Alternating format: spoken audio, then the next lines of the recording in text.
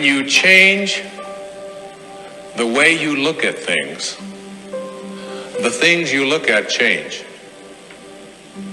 Albert Einstein once observed that the most fundamental and major decision that you have to make in your life is this: do I live in a friendly or a hostile universe? Which is it? Is it a universe that is filled with hostility and anger and people wanting to hate each other and people wanting to kill each other? Is that what you see? Because when you see the world that way, that's exactly what you will create for yourself in your life. This is from great scientific minds. And the interesting thing is that this is not just a clever play on words, that when you change the way you look at things, the things you look at change. I'd like you to imagine the following scene. You're in your house. You've got your car keys in your hand. The lights go out. Power failure. You can't see a thing. You stumble around in your living room and you drop your keys. And you look around for a moment and you realize that you're never going to find them in the dark. But you look outside and you notice that the street lights are on.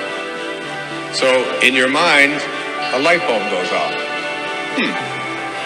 I'm not going to sit around here in the dark and grope around looking for my keys when there's a light on outside. I'm going to go out here under the street light and I'm going to look for my keys. Why are you laughing? This makes a lot of sense. So you're out here and you're groping around and you're looking for your keys and you're looking and your neighbor comes along and says, "What happened, Wayne?" "Well, I dropped my keys." "Oh, I'll help you look for them." And the two of us are now down here looking for our keys. And finally he says to me, "Excuse me, but where did you drop your keys?" "Well, I dropped them in the house." He said, "You mean to tell me that you dropped your keys in the house and you're looking for them out here in the streetlight? Doesn't make any sense." And I said, "Well, it doesn't make any sense to grope around in the dark when there's light out here." Now you laugh and you think how silly that is, but isn't that exactly what we do when we have a problem, a difficulty, a struggle that is located inside and we're looking for the solution outside, someplace outside of ourselves? It would be like going to the doctor and telling him all of your symptoms. The doctor says, "Oh boy, you've got a lot of symptoms." And he starts writing out prescriptions. You need a prescription for this symptom, you need a prescription for that symptom. And finally he gets this 4 or 5, and you go to walk out and you say, "Well, I'd like my prescriptions." He said, No, I'll give this one to your mother-in-law, and I'll give this one to your neighbor, and I'll give this one to your daughter, and I'll give this one to your father. I mean, you're the one with the struggles and with the difficulties. Expecting somebody else to change or something outside of you to get better in order for you to make your life work is something you have to really take a hard look at. It's in here. This is a very difficult principle for many people to get, but one that I believe very strongly in. I was in a group one time of drug addicts and alcoholics, and the sign on the wall said, "There are no justified resentments in this group." What I said to that group that night was, no matter what anybody says to you here, no matter what kind of anger comes directed towards you, no matter how much hate you may encounter showing up in your life, there are no justified resentments.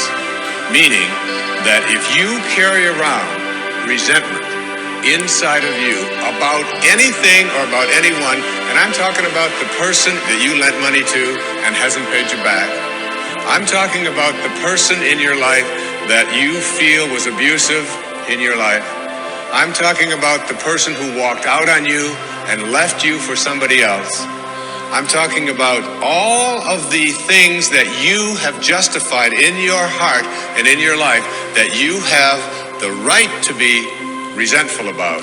And I'm suggesting to you that those resentments will always end up harming you and creating in you a sense of despair. No one ever dies from a snake bite. The snake bite will never kill you. You cannot be unbitten. Once you're bitten, you're bitten.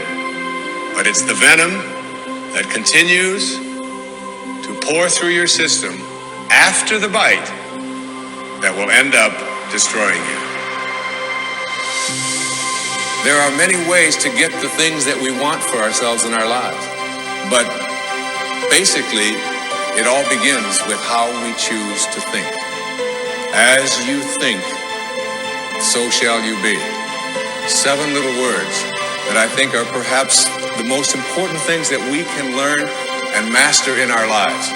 This old proverb notion that I become what I think about all day long.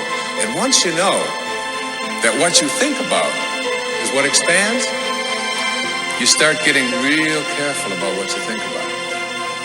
You don't allow your thoughts to be on anything that you don't want, or that you wouldn't want to have manifest or show up for you in your life. Have a mind that is open to everything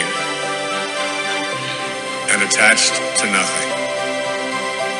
One of the central principles of my life is that no one knows enough to be a pessimist about anything. And that each and every one of us, when we close our mind to what is possible for us or what is possible for humanity, closes off the genius that resides and lives in each and every one of us. Having an open mind doesn't necessarily mean finding fault with all of the things that you've been taught by others. It means opening yourself up to the potentiality and the possibility that anything and everything is possible. So having a mind that is open to everything and attached to nothing really means finding within ourselves the ability to get rid of a trait that I find so common in the contemporary world. Do you know that most people that I meet spend their lives looking for occasions to be offended? They actually are out there hoping that they can find some reason to be offended. And there's no shortage of reasons. They're out there everywhere. The way this person dressed, what this person said, they turn on the TV, they hear the news, they're offended by this. Someone used language that they didn't like, someone doesn't share the same customs that you, and people all day long. In fact, if you keep track tomorrow, you will find probably 100 reasons that you can go around being offended. But a mind that is open to everything and attached to nothing is a mind that says, I'm never looking for anything to be offended by. And that whatever anybody else out there has to say, my response to that is, that's an interesting point of view. I've never considered that before. The next principle I call don't die with your music still in you. And who better to quote than Thoreau when he talked about some of us hear a different drummer and we must march to the music that we hear. But all of you have some music playing.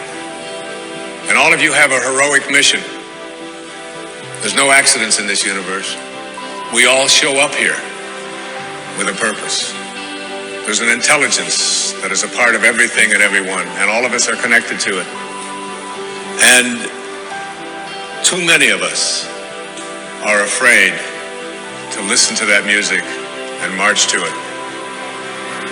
You out there, I know you have a book you wanted to write. I know there's a composition you wanted to compose. I know there's a song you want to sing someplace. Maybe you want to raise horses out in Montana. Or maybe you want to open up an ice cream shop on Cape Cod. Who knows what it may be. Maybe you just want to travel and see the world. Maybe you want to go into a relationship with someone but you've been afraid to, but your heart says it's the right thing to do. All of us feel something. And in Leo Tolstoy's famous novel, The Death of Ivan Ilyich, he asks this question that would be terrifying to me. He says, as he has his accountant from Moscow lying on his deathbed, contemplating the horror of this question, what if my whole life has been wrong? I've known what my music is. It's playing right now. As I stand here in front of you with these cameras and in this place, and as I sit down and write my books and tell the world what I know are my truths, I feel always completely on purpose and fulfilled. And no time will I ever come to the end of my life and say, what if my whole life has been wrong? Whoever you are, whatever that music is, however distant it may sound, however strange, however weird others may interpret it to be, don't get to the end of your life and know that you're going to leave and not have it played yet. Don't die with your music still in you.